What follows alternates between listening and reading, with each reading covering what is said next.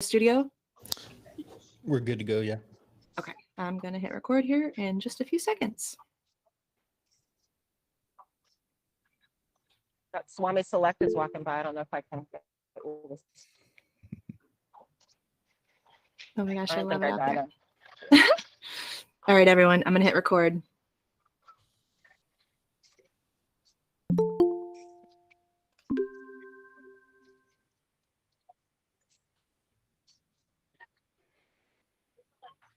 Hello, hello. It's Thursday, 4:20 p.m. Eastern.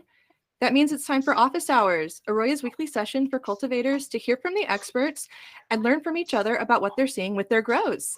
My name is Mandy, and I'll be moderating for the team for episode 41. We're live over on YouTube, so drop your questions for me, please. If you're live with us here and you have a question, you can type it in the chat at any time. And if your question gets picked, we'll have you either unmute yourself or I can ask for you. But today we're actually here with Seth in the studio and Keisha and Jason out at Hall of Flowers. Wow, look at us, you guys. Is this the future of podcasting or what? We're everywhere. How's it going? How's it going? Good. Yeah, really good. We are at Hall of Flowers in Santa Rosa, California, in the Bay, which is where I live. And this is an opportunity for retail buyers to interact with California brands. And so the focal point is all on this wonderful California weed. It's Croptober, so we are smelling some delicious, beautiful flowers.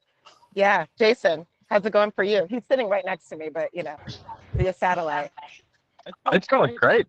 It's a beautiful day. We're hanging out here in the smoking session, and there's a lot of good shades, a lot of good bud getting distributed into the air.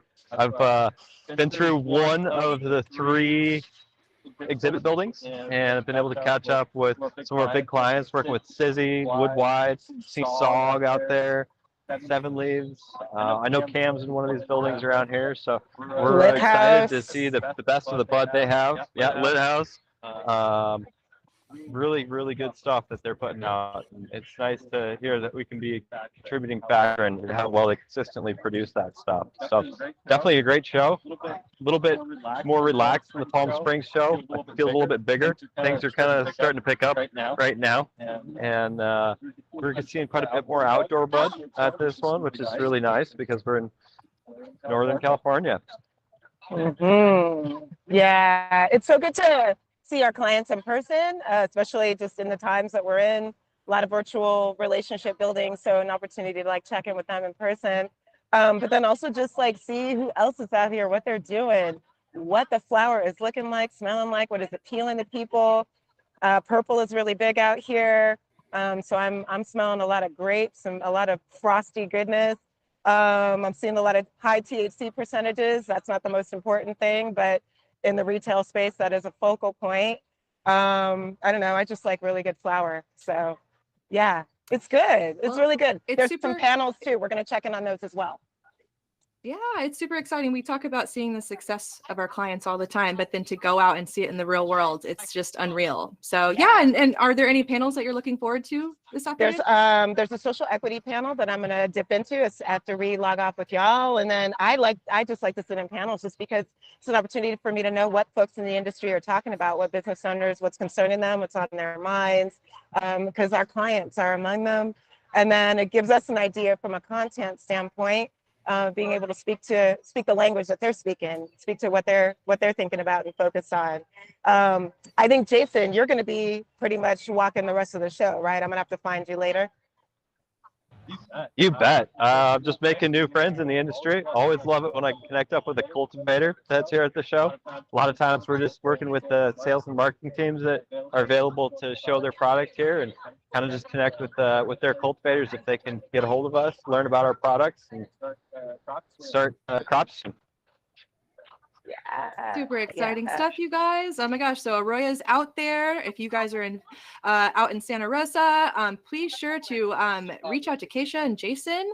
Yeah, do you guys want to say anything else before y'all hit the floors again and shake some more hands? That's really it. If you see us, if you recognize us, if you see the AROYA logo, come say hi. We may have some swag for you. I'm just saying, we're not supposed to say that, but we do. And no, just really happy to be here. We're going to let y'all go back to the regular scheduled programming, talk about that crop steering and cultivation. Jason, anything else? No. We out? Great show. And good luck, Seth. Make us proud out there. That's right. Hold it down, Mandy. I'll do my best, guys. Looks like you're having fun. I'm All right, a y'all. little jealous, but keep it going. So good. We'll be got out some there stuff for- we're going to bring back. Oh, yeah. Yeah, we'll be out there for MJ BizCon with them. So I'm mostly That's jealous of right. the beautiful weather. Where it's about summer's almost over here in the Northwest, and it's like the perfect time of year in Santa Rosa right now. No, we got perfect weather. Super lucky. All right, we're gonna get right back to it. Thank y'all. Good to see you, and have a good show. Good to see everybody who's on with us today. Bye, everyone. Thanks, Keisha. Thanks, Jason. Yep. See you guys later. That was fun. Well, this is the future of podcasting, everyone. Well, back to the studio with Seth. How's it going? Good. That was pretty fun to have Jason and Keisha check in. That was really Love enjoyable. I guess that. I'm a little jealous, but we all get to travel a little bit, so I can't complain that much. We'll be out there soon enough. We will. Yeah. Well, I'm in California just a little bit, so. Oh, yeah. Well, awesome. So we're here for episode 41. Super exciting. We got some questions that came in over the week on Instagram. We're getting questions come in over on YouTube right now. Before we get started, Seth, is there anything else that you wanted to say? Any messages or updates or anything? Nothing that strikes top of my head right now. Okay, sounds good. I'm going to go ahead and jump into our questions. Over on YouTube Live, Salty R wants to know, well, they gave us a shout out. Thanks for doing these. I love them. And they're wondering, what cues you give plants under HPS for the ripening stage. Just dropping PPFD help? No, typically I don't like to drop PPFD unless I'm in a situation where, I'm got a plant that's way too big for my media and I'm drying back too fast to be able to apply a generative steering technique. So under HPS, it's really, when we're talking about ripening, one of the bigger things is going to be running your diff, pushing that generative strategy in the last 2 to 3 weeks of flower. And that's about it. I mean, as far as lowering your PPFD goes, typically I want to keep that PPFD nice and high right up till the end. Again, though, there are considerations, right? Like if we're looking at week 8, maybe week 9, if you're looking at from 9 weeks, you might be running into a situation where that last 7 days to 10 days, you're drying down so fast. You're like, man, I have to put on like 3 or 4 shots a day or 3 or 4 P2s just to keep this plant from wilting. And that's, what we really want to avoid in the end game. So when we're talking about HPS, for instance, you might look at running like a slightly bigger media sometimes just to be prepared for that. So you go, hey, we're going into ripening. I know my target plant size. And based on my experience, I know that, say, a 1 gallon pot was too small for this plant size. So I'm going to go with the 2 gallon, but flip that smaller plant just like I would have in the 1 gallon, but give myself that bumper room. So when I go into ripening, I can actually achieve the results I want to, especially if it's with a strain that I know is sensitive to that late cycle vegetative cues. Some strains will tend to loosen up and put out some more vegetative growth. And, that's what we really want to avoid. So as long as you can push a generative cue in terms of, having a 2-hour irrigation window in the morning, about 2 hours after lights on, ideally, and then running that 22-hour dry back. Now, when you can't do that, which is, very common, the best you can do is try to space out the end of your P1, distance in time from the end of your P1 to your first and hopefully only P2, which would be a corrective shot later in the afternoon. And ideally, you'd want to stretch that out to about 2 hours before lights off, and then correct either at minimum the amount that you want to see your dry back point raised to in the morning, or bring it all the way back up to field capacity. In the case of someone growing in, let's say, like a 6x6x6 Hugo, you're all too familiar with this. By the time ripening occurs, you're watching your water content just take a nosedive midday, topping it back up, watching it nosedive again, and then possibly topping it back off one more time before nighttime. Great. Thanks, Seth. If there's any other follow-up for that, Salty R, please do let us know. We had a couple questions come in over on Instagram this week. So Mitch by All wants to know, when do you typically use amino acids and silica when growing? I don't really push amino acids super hard, although I definitely think they can have their benefits. But both that and silica, I usually push during stretch and about a week after. And what that really does is help me beef up plant structure and establish those nice stiff branches so we can hold up some big buds. Going beyond that, I've noticed that running silica later on, I don't really get a huge benefit from running it past when I'm setting that plant structure. So that's a good point, to pull it back. And another thing to consider too with certain silica supplements, some of them can tend to be a little chunky and hard to mix up. So if you are running those and you're hand mixing, especially, you're going to want to take and probably try to dissolve that in some warm water first, make a stock solution, dump it into your tank, make sure it's stirred in, and give it, 10 to 15 minutes between mixing your silica and adding any other fertilizer to your tank. If you're in an injection system, you might want to really look into, the maximum strength that your stock solution can be and work with the limitations that your injector has. I know silica can be pretty tough on dosatrons, particularly. Definitely other injection systems as well. Awesome. Thank you for that. We did have a question come in through the chats. Diane, I'm going to ask for you. So Diane wants to know, can you ask why do we use higher EC in the media during stretch, and why do we have to lower our media EC in bulking? So during stretch, we're using two different strategies to try to inhibit the actual elongation of plant cells. So we want those cells to divide rather than stretch.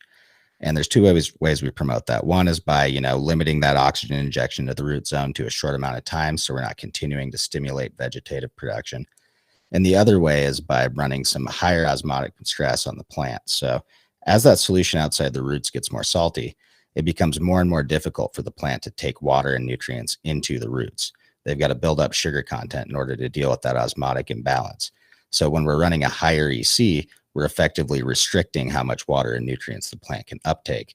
And when we look at, our irrigation window, what we're doing is promoting growth early on in the day and then restricting it throughout the day more and more as time goes on with that rising EC. So when we get to bulking, if we suddenly have a plant that's adapted to a higher EC and then we lower it slightly, we don't totally reverse that osmotic balance in a high shock, but the idea is we're lowering the amount of salt outside the plant, and the plant can have a much easier time uptaking water and nutrients. So then we get that more quick growth pattern that we want. And the idea there is, we're working with a plant that once we flip from 18 hours to 12 hours, or change the photo period, that switched it into a determinate growth pattern. So now we can work with timelines on knowing when the plant is growing different parts of it and try to apply these strategies in a way that's going to actually bulk up the flower. Perfect. Diane, you'll have to let us know if there's any other follow-up questions for that one. But thank you for that. We're going to go back over to some of our Instagram questions that we got. Cap Ain't Cappin' wrote in and wants to know, what's the lowest you'll go in rock-wool slabs in water content during generative steering? If we're talking about generative during stretch, typically I plan to hit 40%. And that's because I know if I'm going below about 35%, I'm going to promote dry pocket formation inside the media and reduce my field capacity. And one of the big benefits of running rock wool is that, not only do we have a really consistent media, very uniform across, any given batch, but also it's that we can run that high water content. There are some cocoa brands out there that will get up into the 60s and low 70s. Rock wool reliably is 65 to 75% volumetric water content at runoff. What happens is when we go down below that, we'll form hydrophobic pockets inside the media. And basically the way that works is, rock wool is millions of little fibers crammed into this space. We have continuous contact on those fibers with water. Once that surface tension breaks along the fiber, the tendency is for the water to move away from that break in surface tension towards other parts of the media. So once you create that little dry pocket in there, this little bubble, we're not getting water to go back in because it's wanting to leave it. There's no surface tension, no cohesion inside of there. So yeah, short story long, I call 40% the bottom of my planning. And that's because I know that never have I had a grow where every plant is exactly the same. I'm always, if I'm doing real good, I've still, even in rock wool, got a 2 to 5% variance in where, my different plants are in the room in terms of water content. So always set it safely and give yourself a little buffer room. Remember, you're playing the game of averages. And with rock wool, what we want to really do is not blow out that field capacity early on. We want to maintain that. That way, when we get through bulking and into ripening, we still have that 55% to 65% field capacity. And at that point, if we want to push, let's say, a 30% dryback, well, we need to still be up at 65 if I want to dry all the way back to 35 and not start chasing my field capacity down. So, it is tempting as it is to want to push the really the really tall drybacks during generative stretch. We've still got to work with, how well the media can operate and its properties. That's a classic thing that actually throws people off of rock wool when they first make the switch from cocoa, is they have one bad over drying event during stretch, because those plants are growing. And as all of us know, you're in there adding a little bit of water every day or every other day, trying to keep up with the plant's needs. It's really common. Hey, we took a weekend and come in on Monday and the plants are all way too low. Like, we got to get them back up. But you'll notice, like, if those hit 20%, your plants are still going to look great. In fact, they might look beautiful, but now you might only hit 40% field capacity or 45%. And at that point, now we really just narrowed that window that we can dry down into, and kind of took away our ability to steer through irrigation. Yep, super important stuff to keep in mind. Diane came back with a couple of follow-up questions. So yeah, I'm going to go through those real quick. Why are people using 1.2 GPH drippers or 0.3 GPH instead of 20 GPH sprinklers? Why is it important to water our plants in lower rates? Do you have advice? Well, yeah, actually. So really the reason to, bring that so far down into the small area, like 0.3, 0.5, 1, 1.2, is because there's a limit to how quickly we can put water on the media and have it distributed effectively throughout it. We're dripping that on at one point, it's going to move downward, but it's also got a wick outwards. So if we're putting it on too fast, what happens is the water, literally picks up so much velocity inside the soil that it'll channel down through and come straight out the bottom. And we won't get two things. Number one, we won't get even saturation. We won't be flushing the things we want to flush out because we're only effectively saturating a small part of the pot. And then, where the rubber hits the road there is a 20 gallon per hour sprinkler that's great on the ground, or a 20 gallon pot.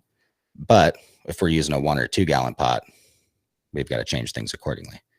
And at the end of the day, it all comes down to efficiency and the ability to build that EC. If you have a 20 gallon per hour sprinkler in a 2 gallon pot, you're going to be barely cracking that thing on before you have to turn it off again, in order to get a shot small enough that it doesn't run off prematurely, and that also isn't going over field capacity and flushing media out almost every time you turn it on. Awesome. Diane, you'll have to let us know if you have any other follow-ups for that. Michael also posted a question in the chat. Michael, do you want to ask your question, or I can ask for you? I can definitely ask for you. So yeah, Michael wrote in. Oh, Michael, you want to, take it over. Yeah, there he is. So I actually have a good enough connection this time. Nice. So accepting that everything has a lifespan, how long do you like to run equipment under ideal conditions? Like basic stuff like drip emitters, your water filters, air filters, obviously every run, but everybody has a different kind of standard on it. Like the light company is going to sell you on new bulbs every run, So what are your basic standards for equipment change out? So, I mean, basic for drip emitters, I like to change out the lines, the emitters every, 5 to 10 runs max. A good way to look at that is I like to take drip cups, and when I'm, let's say flushing my lines out, I'll go put some drip cups under some emitters and just do like 10 of them in the room and see how much variance we have. If you hit a point where you're over 10 to 15% variance from one cup to the next, each with the same number, let's say 2 emitters in it, then we're starting to hit a point where you're like, okay, I can't effectively control what my water content is anymore. So there is no hard line rule on that. A lot of it depends on your, what fertilizer you're using, what your water quality is like. I recently was going through this with some people. We were finding, interesting old parts of the system that hadn't been cleaned yet versus, newer parts that had. And it was like, oh, where's this chunky stuff? Oh, yeah, obviously there. That's not, So there's quite a few factors. If you were going to, start from everything being perfect, I would probably swap those out on average every 5 runs. There's no emitter out there that I've found that is totally resistant to being broken down by salt water. Unfortunately, where a lot of this technology, it's newer to the cannabis cultivation industry, but it's not new tech in terms of like the emitters and some of the basic horticultural tools we're using. So, Netafim 30 years ago never thought about anyone feeding at a 3.0. I can tell you that, I know a lot of people in, general horticulture that use the same products, and they're fertigating like 3 to 5 times a year in nurseries and stuff. So it's a little different ball game depending on where you're at. Or if you talk about like grape growers, yeah, they might get 10 years out of a set of emitters dripping only filtered water through them ever, so there's that. As far as bulbs go, usually a year is pushing it. In my opinion, that's where I start to, potentially see failures and stuff. So either 6 months or a year, depends on what you can afford. LEDs, I haven't seen the long end of those. Usually they start to fail, I've noticed, before you get a whole lot of brightness reduction. Just general heat related failures or, 40,000 hours of use, things like that. Water filters. Yeah, well, they fail epically just like other bulbs. Water filters as often as needed, man. In my experience, I use like a lot of the disc micron filters from Netafim, and you don't have to replace them as often, but I'd clean them every day just because where I was working, we had some water quality issues. And if you've got a series of filters that are kind of your last line of defense before it hits your emitters, you want to make sure those are clean and flowing well. Even if it's 3 stages, like if you have a screen that plugs up and blows out suddenly, you might as well just throw the screen away, So let's see, what was that last one there? Water filters, air filters. Same rule, I try to develop a kind of a program and how often we want to change them. A good example is if you get a big old dehu and you walk in, like here's my experience in the greenhouse a little bit. You walk in and there's a giant hole in the filter or part of it sucked through. You went a little too long. But in an indoor facility, typically you shouldn't have to change those filters too terribly often, once every couple runs, but that's all dependent on dust load.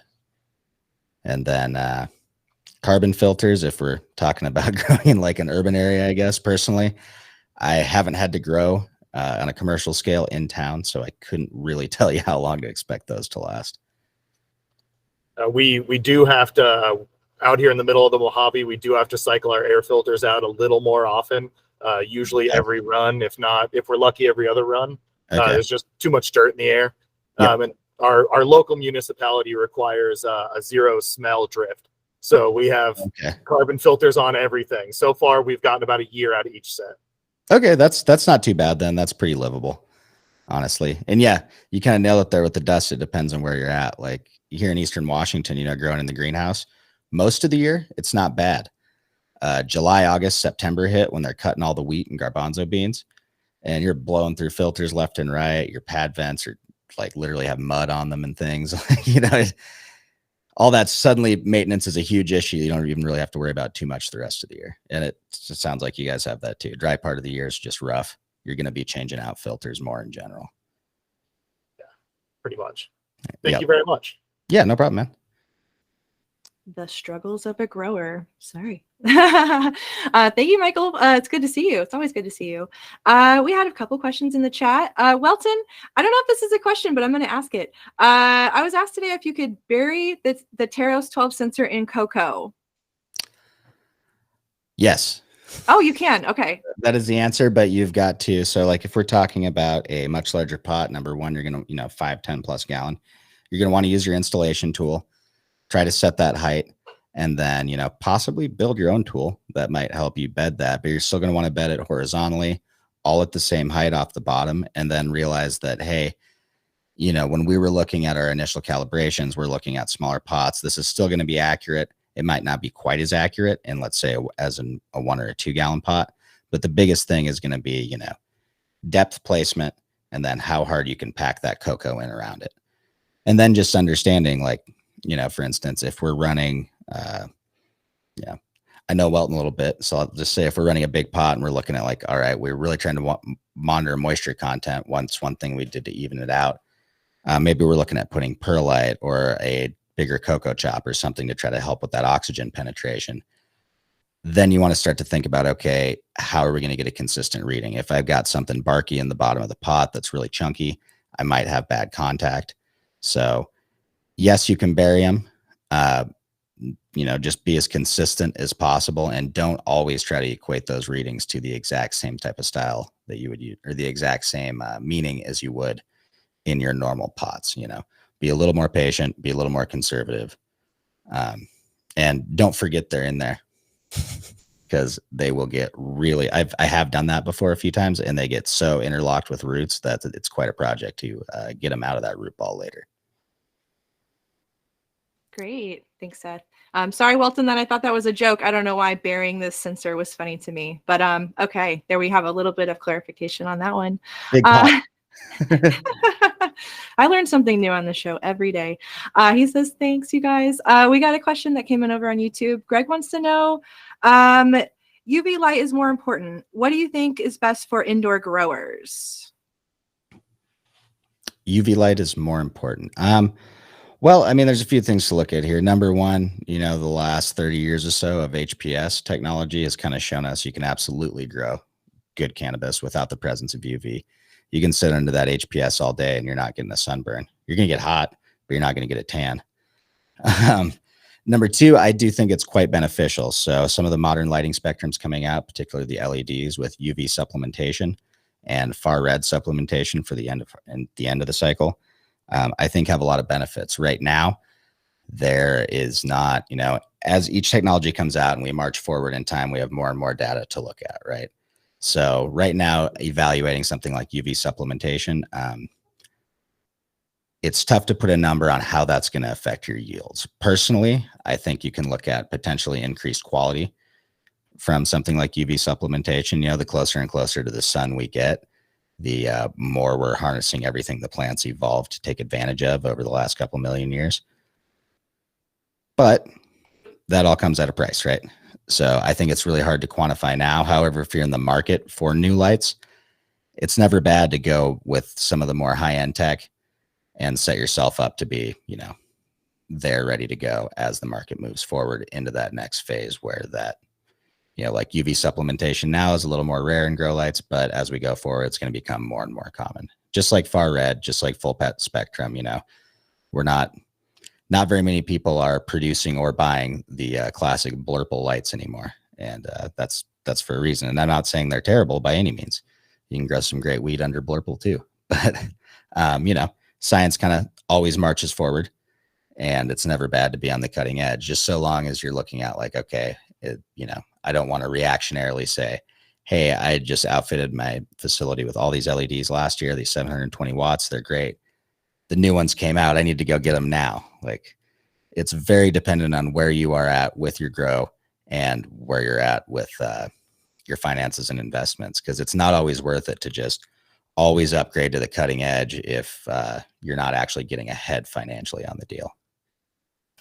And unless you're just doing it purely for the joy of watching these lines on the graph, then by all means, please do it. Yeah, I mean, if you have the money, investing in cultivation is so important. But it does come down to what resources you're working with and how much money you got. Mm-hmm. We had a couple questions that came in through the chat. Diane wanted to know, what's better, calcium nitrate, calcium carbonate, micronized, or calcium chloride? What's the better product in your opinion? It depends on what you're mixing it with and what you are trying to do. Like calcium nitrate's great when we want to provide a nitrogen source, of course. Calcium carbonate, the micronized version can be good. That's a decent calcium supplement. Calcium chloride can be used to sanitize. You're also getting some calcium in there. I like to use potassium silicate myself because most of your commercial fertilizers already contain calcium nitrate. So typically I'm not trying to add a lot more nitrogen when I'm supplementing calcium, especially if I'm, it's a little later on in flower, it's not early. So is any better? Depends on what you're trying to use it for, I would say, completely. if you're at a point where you're worried about, if you're mixing your own several part salts, you might probably want to look at what some of the more successful commercial fertilizers are doing in terms of what nitrogen and calcium sources they use, and try to start mimicking that. There's the only secret sauce in fertilizers are really the people who are designing them and figuring out how to manufacture them so they dissolve well, are clean and easy to use, and provide everything you need. Unfortunately, with things like MSDs, they have to disclose the majority of what goes in there. So I would evaluate it that way, honestly. Great. And he also had a follow-up question. This might have been context for the question. I'm also growing in 3-gallon pots, and my plants are 6 to 6 feet tall. Is that a small pot for that big of a plant? I'm in cocoa and perlite. Oh, no, not at all. I mean, you could go down to a 2-gallon pot easily enough if you switched away from the perlite and went into straight cocoa, maybe even down to 1.5 gallons. When you've got cocoa and perlite, that puts us in a lower water content range. So you're probably only hitting like the low 40s in terms of volumetric water content. So what that means is, although we got great root oxygenation, it's harder to go generative and control that stretch or ripen at the end, because if we're only hitting 42%, the 3-gallon pot does give us some buffer room, but with a 6.5 foot plant, it's still probably drying down fairly fast at the end of the run. But again, that also will be dependent on, what your PPFD and VPD look like. If you don't have enough light and we don't have enough, negative pressure coming from the air pulling up through the plant, we're not going to get that much transpiration. I think depending on what your current situation is, like I've grown in 3.5 gallon pots a bunch. They're great. There's a lot of room for error. It is pretty easy to go generative for the most part. And if you're feeling like you can't, go generative to ripen, just flipping the plants a little smaller might be pretty easy as well. Awesome. Thanks for that. Yeah, so it's a little quiet over on YouTube, but you guys here in the chats with us, please let us know if you have any follow-up questions. I know we're kind of chatting about some lights in the chats. If you guys want to actually, start the discussion with Seth, we can go ahead and do that. But I'm going to go over to an Instagram question that we had that came in from Baby Got Drybacks this week. So she wants to know, like, in your experience with some of our clients that have our system and some of our sensors, what are some yield increases that you've seen with some of those? And what are some of the basics that some of the smaller operators can get to start seeing some yield increases? Yeah. So it really depends on where you're at. If we're down in, especially we're talking about smaller operators, a lot of people are talking about pounds per light. If we're down in that 1.5 range, there's a good chance that just tightening things up, using the sensors to quantify the changes we need to make, can get you into that 2.5 to 3.2 pound range pretty easy, provided you're using 1,000 watt HPS or equivalent. What I do find very, very nice about working with some of the smaller growers is, when we're talking about making some of these changes, typically when I come in, one of the first things I see is under dehumidified. So that means they've hit a point where we've already outgrown how much humidity the system can handle. So that is one bummer. You buy a bunch of sensors and the first thing you do is notice like, I got to spend more money. But when you have a smaller grow, sometimes that quantity that you have to spend is not nearly as much. If we're talking about 2,000 square feet of growing space versus 20, suddenly that humidity problem is not quite as scary. Like if we're in a big greenhouse and it's going to take $10,000 to buy, not even 2 dehus to barely do anything in here, suddenly that's a huge problem. But on that smaller level, we can affect things. So number one is humidity. Number two, on a basic sense, just like what Diane was asking about earlier, getting a pressure compensating, very controllable drip system. Because we've really got to, in order to be able to meet the EC goals, we've really got to be able to moderate that runoff to a very precise level. So that's a huge part of it. If you don't have the control, or let's say you're limited to, go way old school, limited to like 8 irrigation events a day. Okay, well then that's probably not enough at that drip rate to be able to accomplish what we want to in terms of, bulking steering. So those are two of the big limitations I do see people consistently run into. Another huge one, honestly, is crop consistency. It's really tightening up those cloning SOPs, making sure your plants are all coming out at very even heights. So by the time you get them rooted in and you can flip them, you have really good consistency across your room. And then, kind of identifying like a lot of those smaller points that are costing you time and money, and starting to, get rid of some things that maybe aren't helping out, or again, just tightening up, a lot of your veg protocols in early flower.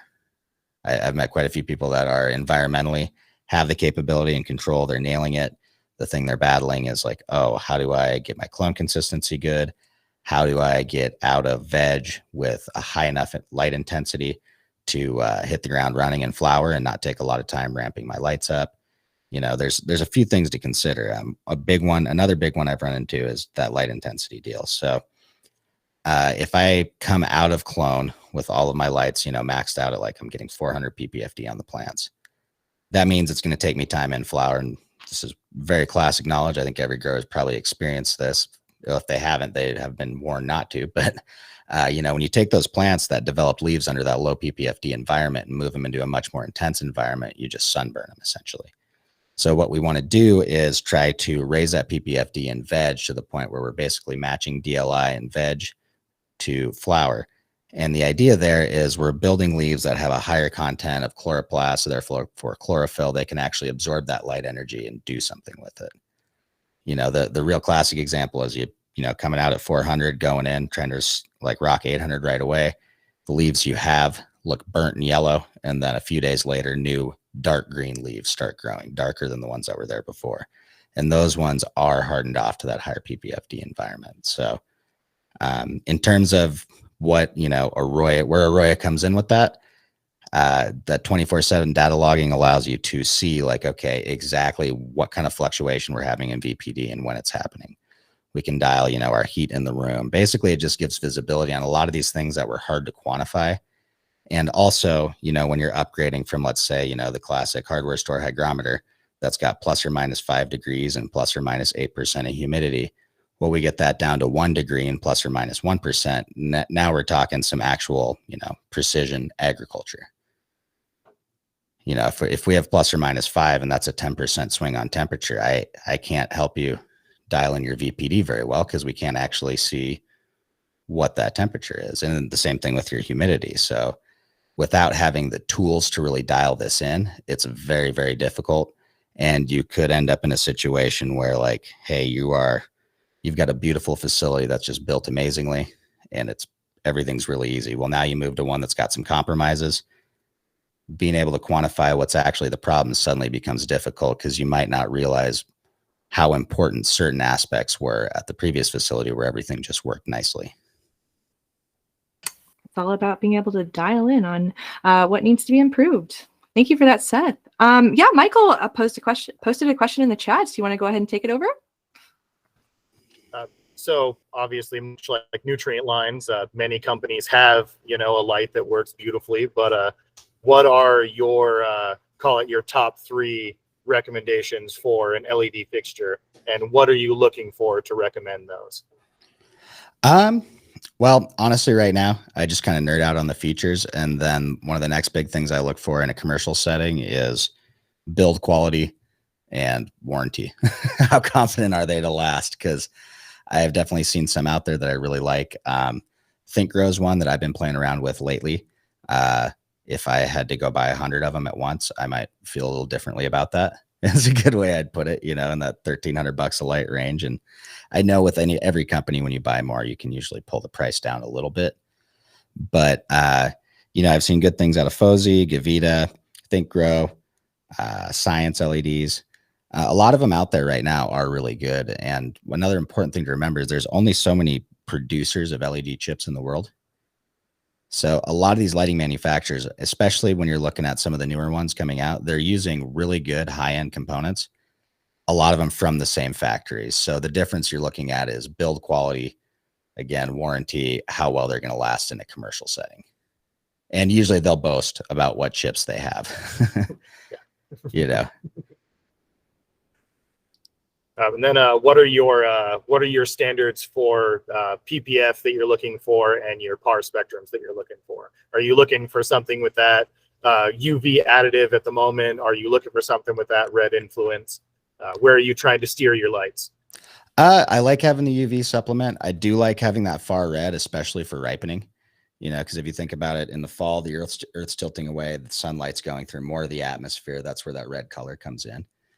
So I like having that. On a commercial price point, I don't know if it's worth it to focus more on that. Personally, I would rather be seeing myself getting a light like the 1930Es that can push up to 1700 plus PPFD. Yeah, that's what we're running commercially, and they run fucking phenomenally.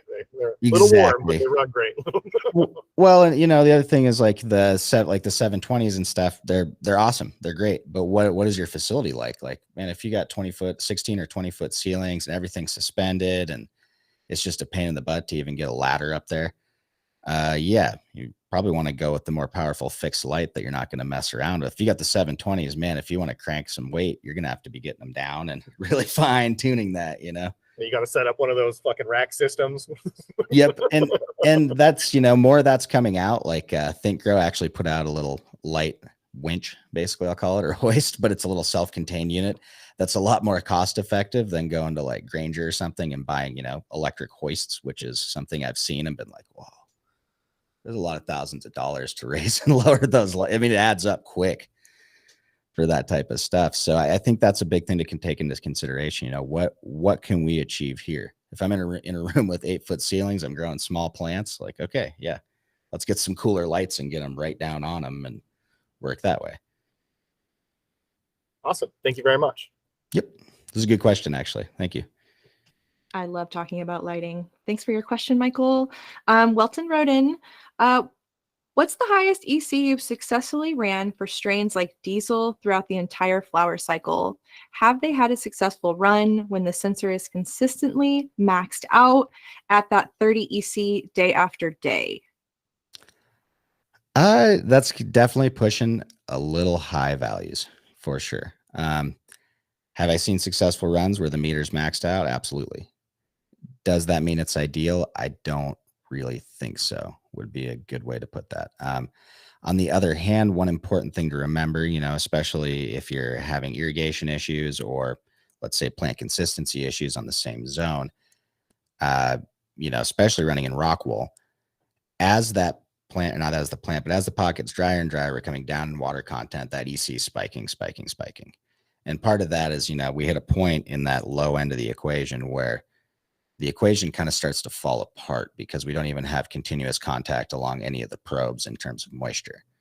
So the lower we get to each end of the range, the less accurate that EC reading is going to be. So if I'm, seeing a plant that's drying down to, let's say 10%, what I probably want to do is go look and see if I can move that sensor or move the sensor to another plant, pull it out, wash it, replace it in a different spot on the cube, or move to another plant and just try to use like a spot checker on that particular cube now. Because at that point, if you have stabbed into one of those dry pockets, you're going to continue to see that spiking every time it goes below a certain water content, just because suddenly the probe dries out and it shoots up exponentially. And also your water content will be less accurate because suddenly it's dried out.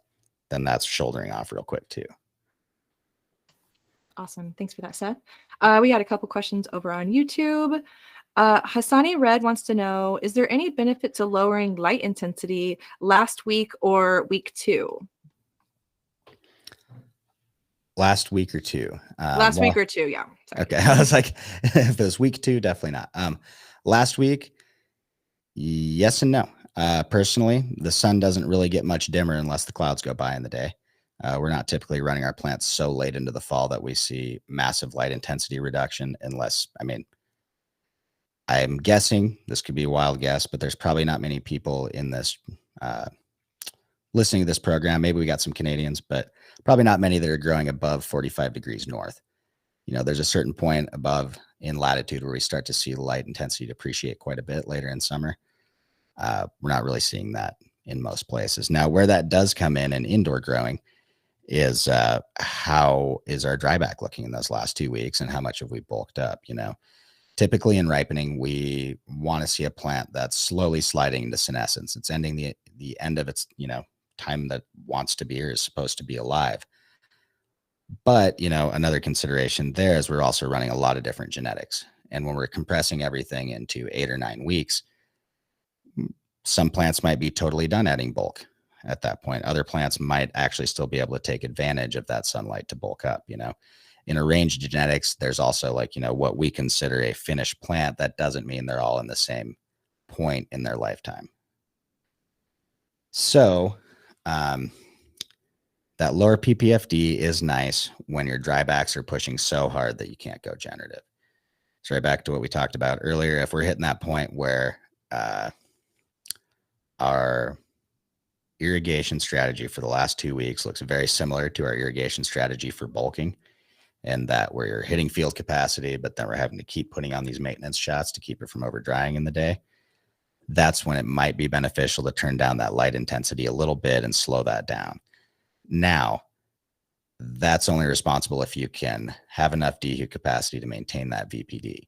For instance, if you've got HPS lights and we turn them down 20%, that's 20% less energy being distributed through the room and the air, less burn off effect in the humidity. So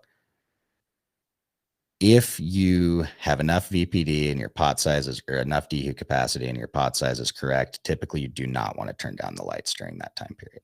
Would be a good way to put that. But there are times when it can be beneficial. Good notes out there for growers. Okay, another question came in. Salty R wants to know, what about weather in rooms for ripening under HPS? So things like temperature, relative humidity, and VPD. Do you have any advice for them? Yeah. So, under HPS, we're going to be, the biggest difference between HPS and LED is how they influence leaf surface temp. With an HPS, we have a lot more radiant energy coming out, striking the leaf surface. That's causing the leaf surface to heat up, and that's influencing the VPD around the leaf surface itself, which is what, as cultivators, we need to actually be caring about. That's what's affecting how open or closed those stomata are and how much air is being pulled up through the plant. Now, because there's not currently a good clip-on leaf temp sensor that wouldn't, be hanging the leaf down, we don't have a real-time, idea of what leaf temp is. So how we calibrate that is you go out, use a laser thermometer, measure your leaf temp and say, okay, my leaf temp is like with an HPS, typically anywhere from like 3 to 6 degrees above the ambient room temperature because it's getting that radiant heat. It's tanning, even though I said you can't tan, but there is more radiant heat under an HPS. You can feel it on your skin if you're under there. When we get to the LED, a lot of times that leaf surface temp will actually be colder than the ambient room temp. So what we're trying to do at any point in the plant's life cycle is correct for that differential, right? We want the leaf surface temp to be at an ideal temperature. So when we're talking like stretch, typically 80 to 82 or 78 to 84, widen it up. But what we're really tuning the room temp to is that leaf temp. So if we're looking at ripening in an HPS room, leaf temp, we're going to want to shoot for, daytime 75 or so. Nighttime, we want good expression down at 65 degrees Fahrenheit.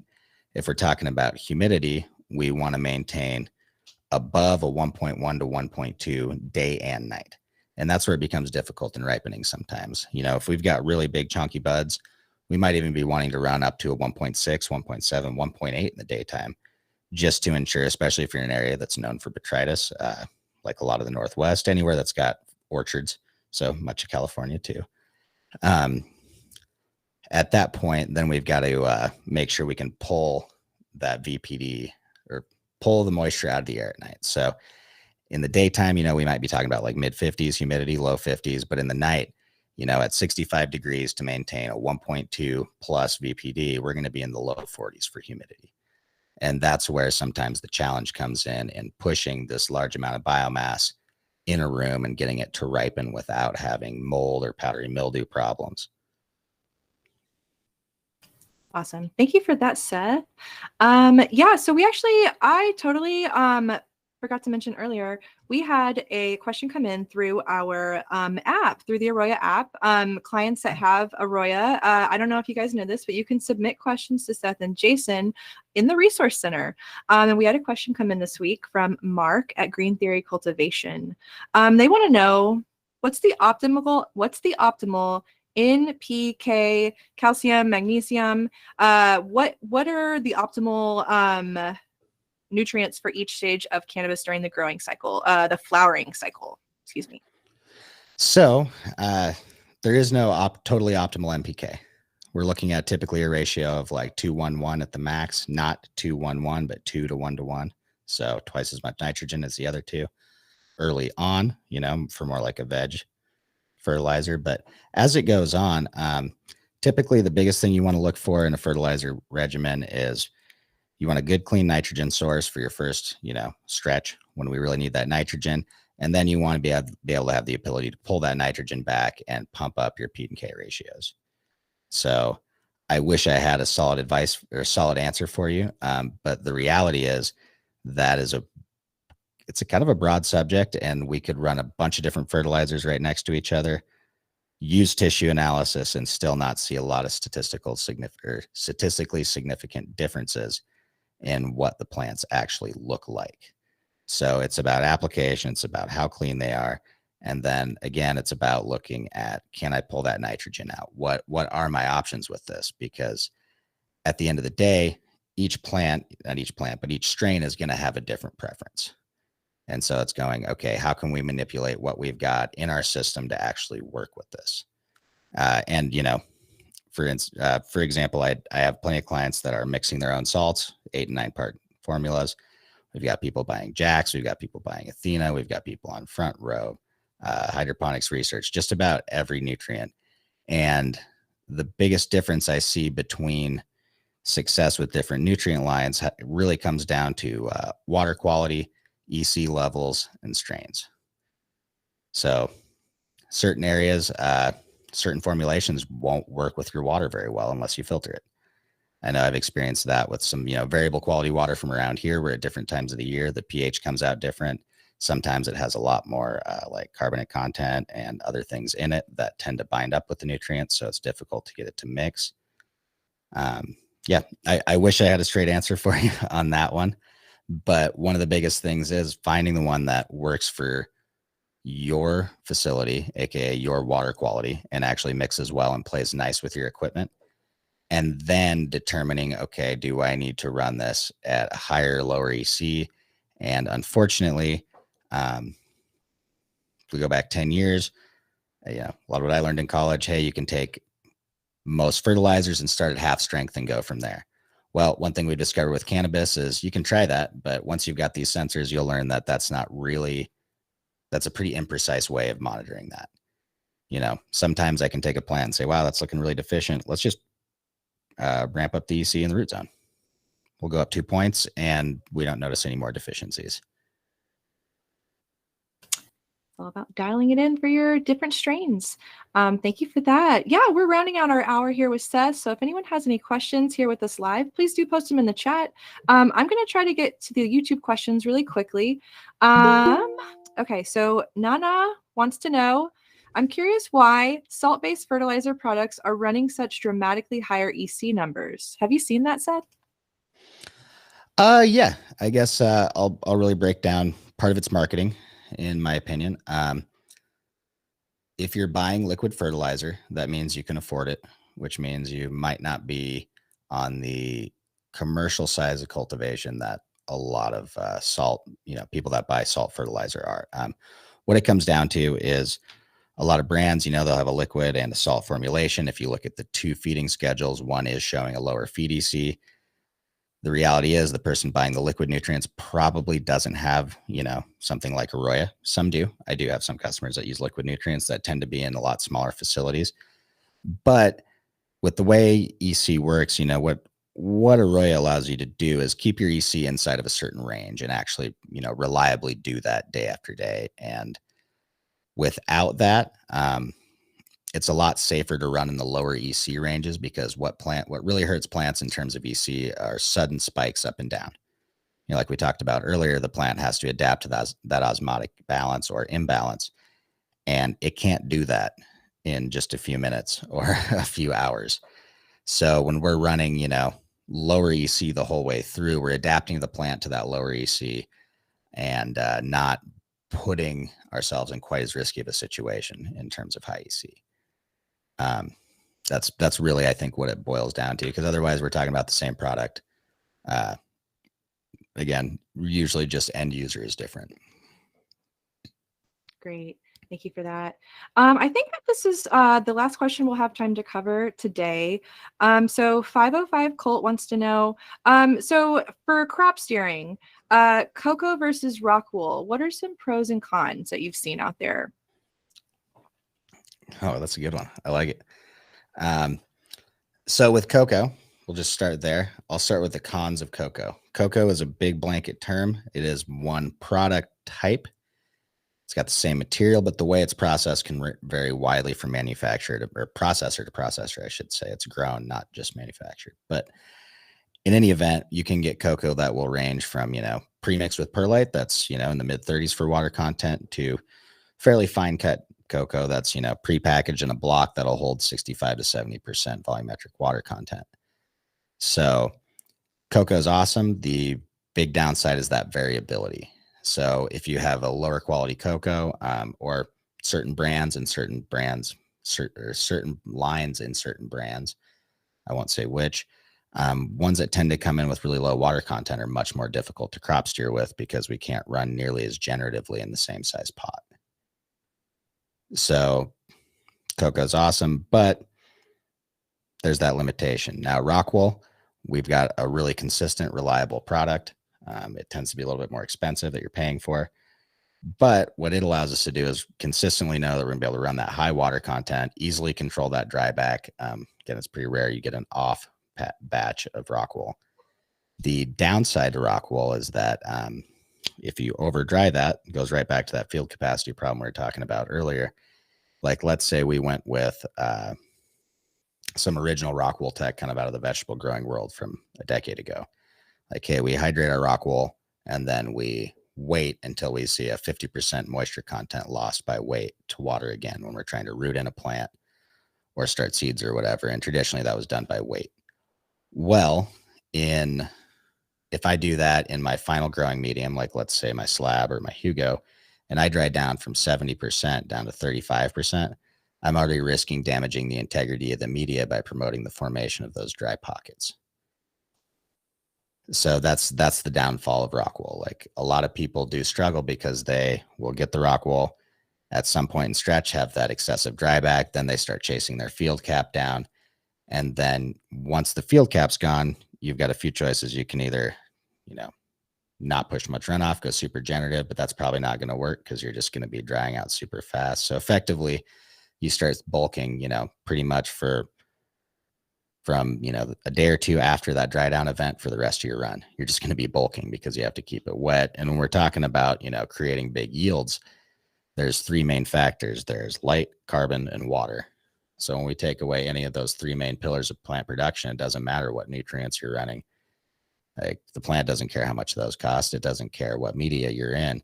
When those things aren't in abundance, we're not producing the same growth. So that's what a lot of people run into with rock wool. They essentially stunt the plant early on by limiting the water capacity of the media.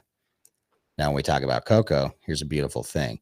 If you have a irrigation system that is less than reliable in your experience, cocoa can save you, because if you dry down in cocoa, all the way down to 20 or less %, I can still get that media back up to field capacity and retain those qualities. Is it great for the plant that I got it close to wilting potentially?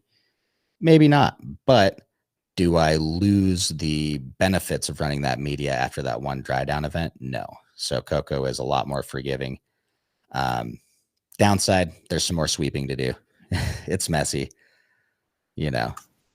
Oh man, I feel like there's so much more to talk about as far as substrates. We should do a whole topic on it. Yeah, that would be fun, actually. And by the way, Mandy, thank you for bringing up the question submit form. Oh yeah, I should have dropped that at the beginning, and I totally forgot about it as well. But no, I want to no, encourage people to do as much as possible. I think that's the easiest line in. Yeah, no, it's super new. Yeah, so if you guys have the app, just check out the resource center down in the lower left-hand corner. And yeah, you can submit questions and you can learn more about the updates going on in AROYA. Yeah, any other messages you want to say, Seth, before we sign off for today? What a great show. No, just enjoy Croptober, and I'm actually going to screen share and show everyone where to Oh, that's a great idea. to Yes. find that Perfect. real quick, This is the because future. yeah, why not just show it, right? Yes. Yeah, we're super excited about what we're able to add into the app to help our clients. And this is one of the newest Oh things. yeah, always. So if you log in, good old Vandalay Industries in here. Our nice demo. Go there's set up there. Here's our plus button right down here in the corner. We've got this little question mark. And if you go in here to support form, that's going to give you our general support staff. Go to knowledge base, here you can submit a question for office hours, YouTube link, and then some of our other video series that you can check out. But please utilize those resources. I don't point them out as much as I need to. Well, they're super new. They're super new, and we're adding to them. It seems like every day. So yeah, check back for that stuff, you guys. Awesome show. Thank you, Seth, for holding it down. I'm sure we'll be glad when Keisha and Jason are back. But yeah, I had a great time. What about you? Oh, I had fun. Yeah, Yeah. the questions were really good this week. I liked it. Yes, thanks everyone for joining us and submitting their questions. Yeah, if anyone was new to the chat and submitted a question, please do leave your email address for us here. But without further ado, I'm going to go ahead and sign us off. So Seth, thank you for another great conversation. It's always fun getting to hang with you and learn about growing. Thank everyone for joining us for this week's AROYA Office Hours. We do this every Thursday, and the best way to get answers from our experts is to join us live here. If you have questions about AROYA, we do encourage you to book a demo with our experts. We can tell you all about how our software and our sensors can help improve your cultivation production process. As always, please let us know if there's a topic you'd like covered on future office hour sessions. You can just post it in the chat. You can shoot us an email at support.aroya@metergroup.com, or you can send us an Instagram DM. We'd love to hear from you. We record every session, and we'll be emailing everyone in attendance a link from the video from today's discussion. It'll also live over on the AROYA YouTube channel, so like and subscribe while you're there. And if you find these conversations helpful, please feel free to share with your network and spread the word. We'll see everyone next time. Thank you, guys. Thanks, Seth. All Thanks right. for hosting, Mandy. Yeah, I love, this is my favorite day of the week. I say it, and I think everyone's like, she doesn't mean that. No, I mean that.